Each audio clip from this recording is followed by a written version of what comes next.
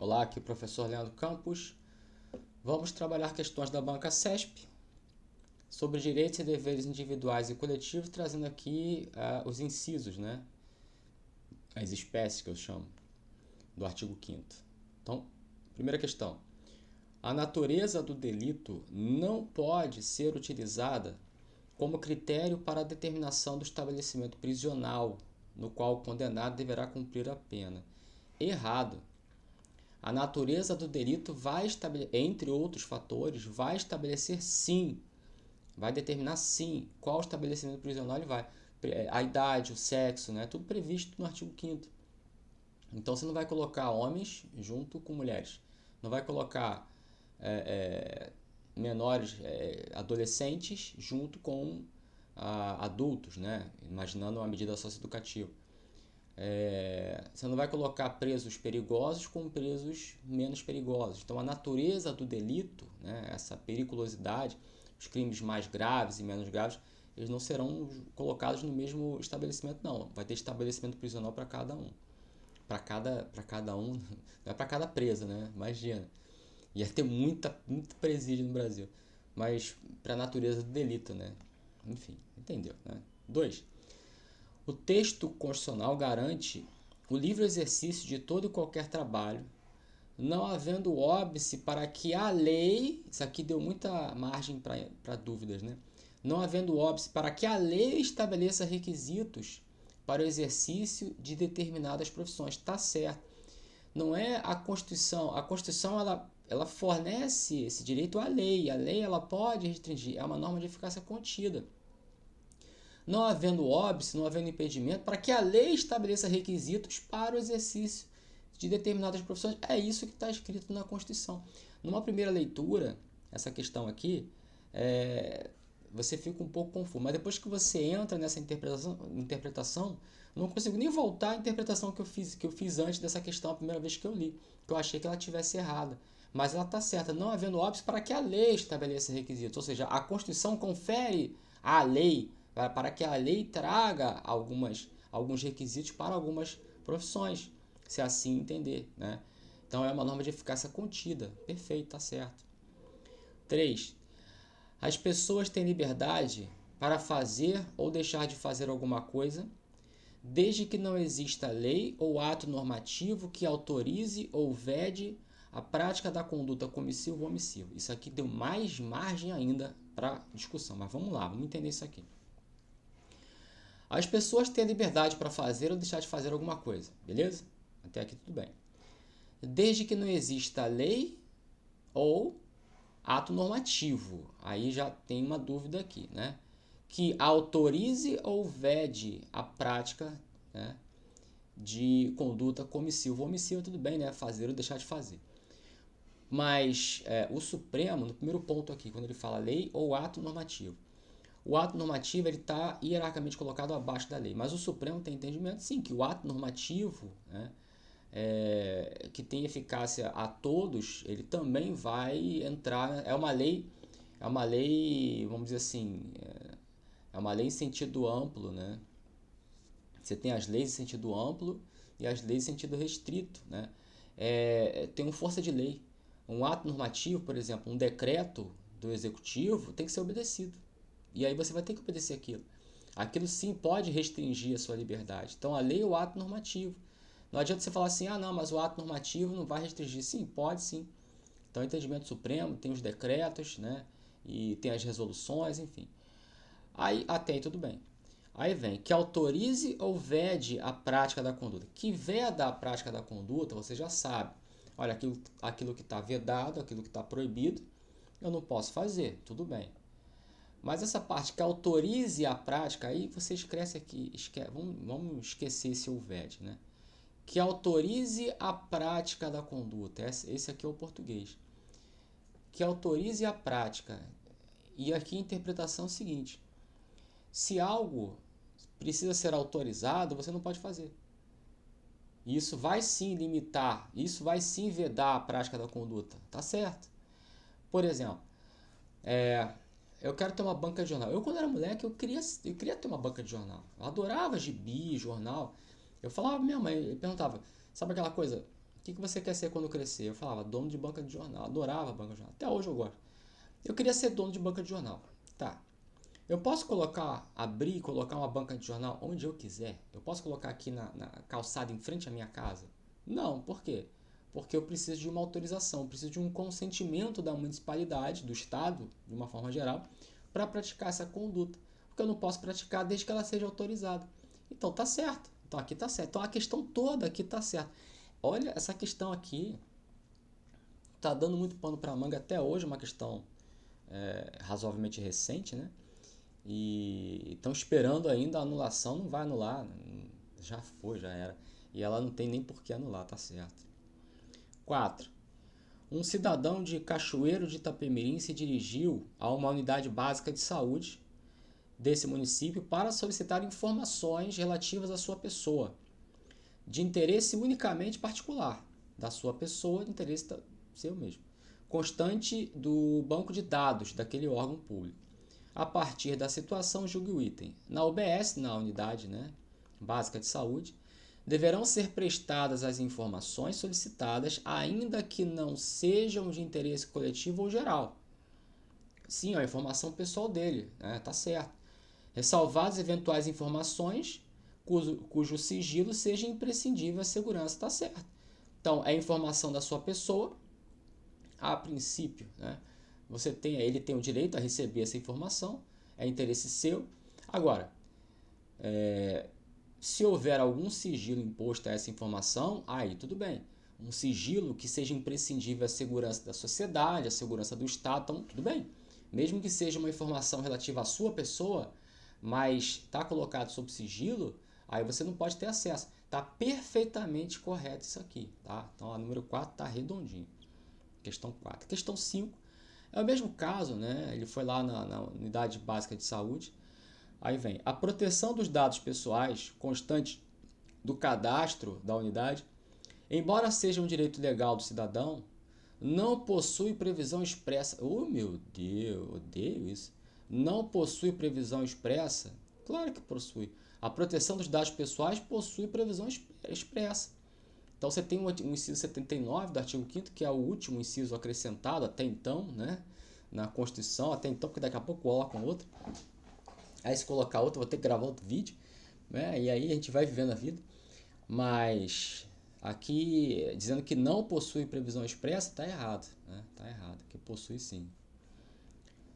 6.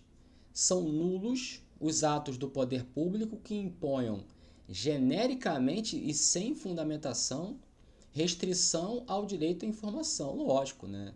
Se vai restringir o direito à informação, tem que fundamentar, tem que dizer por quê, né? Genericamente não dá.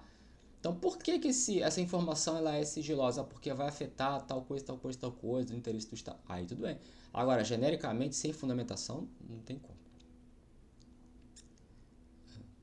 Tá. É nulo. 7. A Constituição Federal estabelece a liberdade de expressão como direito fundamental absoluto? Não. Sendo vedada qualquer forma de restrição, pode restringir sim a liberdade de expressão. Ó, se você está causando um prejuízo a uma outra pessoa, essa liberdade de expressão ela pode ser restringida sim. Então aqui está errado. Pode ser restringida judicialmente ou até através de uma lei, sim, tudo bem. E não é absoluto, é relativo, né? Então está tudo errado. 8. Para que a pessoa possa estabelecer as condições para o exercício de uma profissão, exige-se que esteja presente interesse social ante a existência de potencial lesivo no exercício da atividade, de modo a justificar um controle mais efetivo. Tá certo. A lei pode estabelecer condições para exercer uma profissão. Isso aí, você está vendo isso aí direto, você sabe que sim, né? É livre o ofício, de qualquer ofício, profissão, desde que a lei não vá trazer algumas restrições para algumas profissões, né? Então, ela pode sim estabelecer algumas condições. E ela vai fazer isso quando há um interesse social naquela profissão, há um potencial lesivo no exercício dessa atividade. Por exemplo, a medicina, a advocacia, né? Se você entra com um processo, as pessoas não têm o conhecimento, são leigas, né? Para entrar com um processo. Eu até falo assim, Juizado especial cível, né? Você pode ficar sem advogado até os 20 salários mínimos, né? Mas eu aconselho que você procure um advogado, tá? Porque vão ter coisas ali que você não vai entender, que você não vai compreender. A não ser que seja aquele cara que todo dia está no juizado, né? Aí ele já conhece, já sabe mais até do que o advogado, mas, até do que o juiz. Mas fora isso, né? A contabilidade, engenharia. Imagina, vou construir um prédio, né? Tem que ter um engenheiro. Então o Estado ele vai observar mais de perto essas profissões, né? Há um interesse social, há um potencial lesivo no exercício dessa atividade, né? Então aqui está certo. Vai justificar um controle sim mais efetivo. 9. O acesso à informação pública decorre do direito à publicidade. Sim, que assim como todo direito fundamental, é absoluto. Aí tu foi mal, né? Aí tu foi mal. Tu começou bem legal aqui, mas depois tu, né, escorregou no tomate aí. 10. A Constituição de 88 prevê que todos têm direito a receber dos órgãos públicos informações de seu interesse particular ou de interesse coletivo ou geral, que serão prestadas no prazo da lei, sob pena de responsabilidade. Acerca do conteúdo desse dispositivo, julgue o item. Embora garanta o recebimento de informações, o texto constitucional expressamente ressalva as informações cujo sigilo seja imprescindível à segurança da sociedade e do Estado, tá certo? Então ele vai dizer, todos têm direito a receber as informações dos órgãos públicos e coisa e tal, de interesse, ou de interesse coletivo ou geral, particular seu ou também geral, desde que aquilo não seja imposto um sigilo, né, imprescindível para a segurança do Estado e a segurança da sociedade. Tá certo? É isso aí. 11. A privacidade das pessoas é um direito e a inviolabilidade de domicílio é uma garantia, certo? A garantia, como o nome diz, ela vai garantir o exercício do direito. Então, o direito é a privacidade das pessoas, dentro de casa principalmente. Então, a inviolabilidade do domicílio é para garantir a privacidade das pessoas, entre outros, né? Então, uma coisa é o direito, outra coisa é garantia. A garantia é para o pleno exercício daquele direito. Um outro exemplo que eu sempre cito, a liberdade de crença e culto, e você tem também a inviolabilidade dos locais de culto, inclusive imunidade tributária e tudo mais. Então, essa imunidade tributária para os templos de qualquer culto, essa inviolabilidade do templo, é para garantir a liberdade de crença, né, que é o direito. Então, aqui está certo. Bem interessante, né? Muito legal. 12. Em relação aos direitos e garantias individuais, assinale a opção correta, letra A.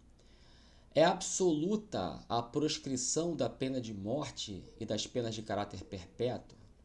Não, porque primeiro que não é absoluto, né? Pena de morte é só em tempo de guerra e pena de caráter perpétuo é proibido, né? É proibido, então tá tudo errado aí. B. Os tratados sobre direitos humanos, em que o Brasil é parte, terão status constitucional. Quando fala status de emenda, é status constitucional, tá? Tá certo. Desde que aprovados por 3/5 dos membros de cada casa, Câmara e Senado, em 2 turnos, tá certo, cada um deles, beleza. Letra B. C. A restrição à ampla publicidade dos atos processuais é absoluta? Não.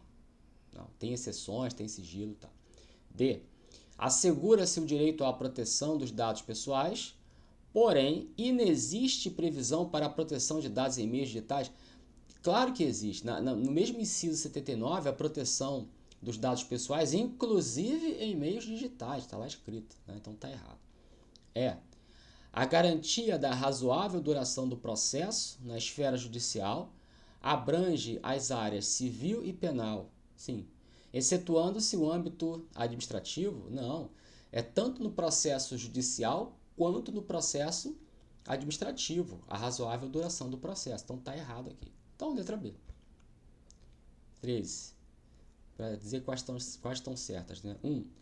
Ninguém será obrigado a fazer ou deixar de fazer alguma coisa, senão em virtude de lei. Beleza. Aí vem o Supremo, ato normativo também.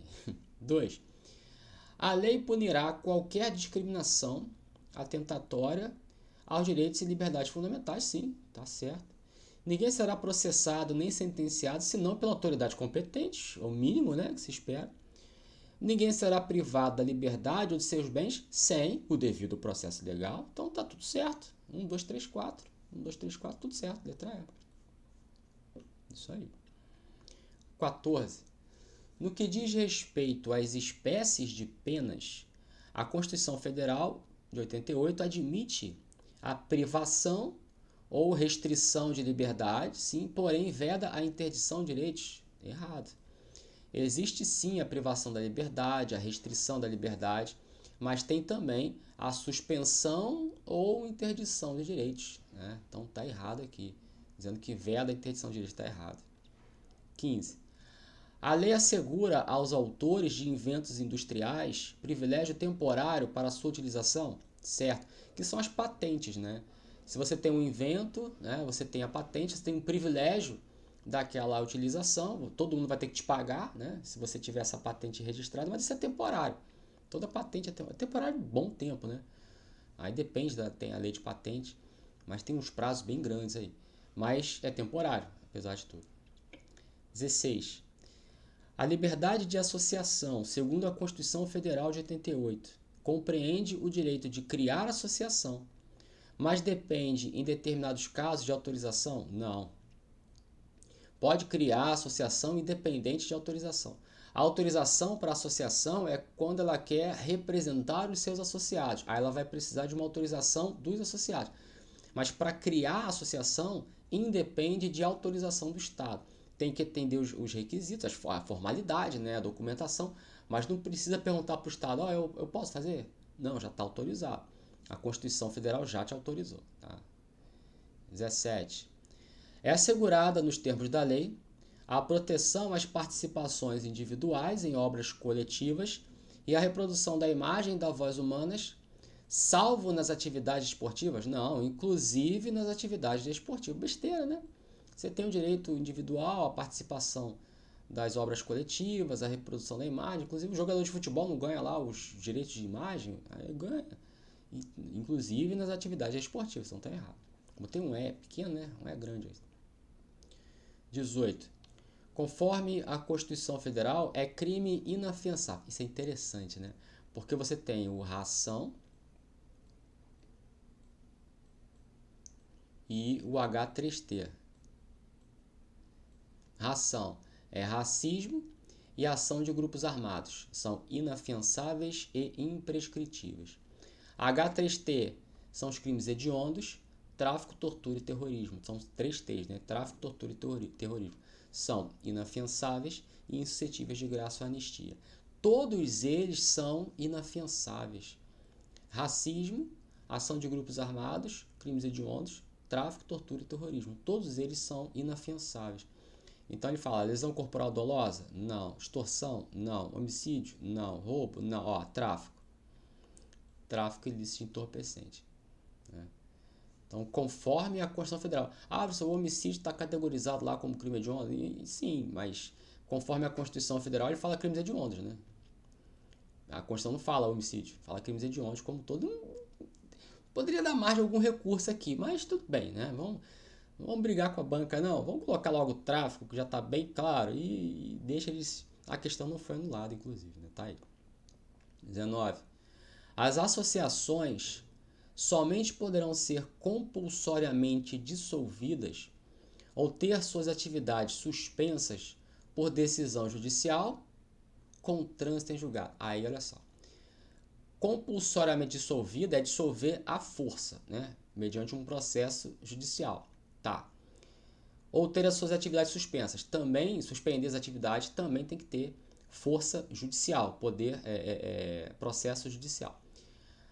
Mas o trânsito em julgado, ou seja, aquela decisão judicial que não cabe mais recurso, ela é apenas para a dissolução compulsória e não para a suspensão das atividades. Então aqui está errado. Você imagina, uma associação que esteja respondendo aí a um processo por suspeita de desvio de dinheiro. Beleza. O Poder Judiciário, o juiz, ele pode suspender temporariamente as atividades daquela associação enquanto o processo estiver correndo. Para suspender essas atividades, tem que ter uma decisão judicial, beleza. Mas não é o trânsito em julgado, porque o processo ainda está acontecendo. Vai que no final ela seja investigada, processada, e no final não tem responsabilidade nenhuma sobre nada, né? Então ela cai a suspensão e volta.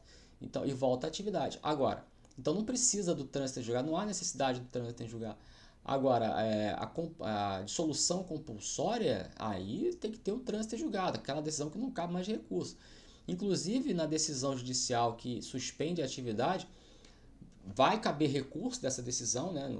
Lógico, uma decisão que traz aí uma limitação ao direito de uma pessoa, ela vai ter direito a esse recurso. Mas a partir do momento em que o juiz determinar na sua decisão, já está produzindo efeitos. Mesmo que a pessoa vá recorrer dessa decisão, ela já está produzindo efeitos, né? Então aqui está certo. Ou está certo. Está errado. Porque ambos cabem sim por decisão judicial, mas o trânsito em julgado é exigido apenas para a dissolução compulsória. 20. Aos que litigam em processo judicial ou administrativo, é assegurado o direito ao contraditório e ampla defesa, certo, né? Isso aí, o grande lance é o contraditório e ampla defesa não apenas processos judiciais, mas também processos administrativos, né? Perante o Poder Executivo, tá certo. E ficamos por aqui. Um abraço.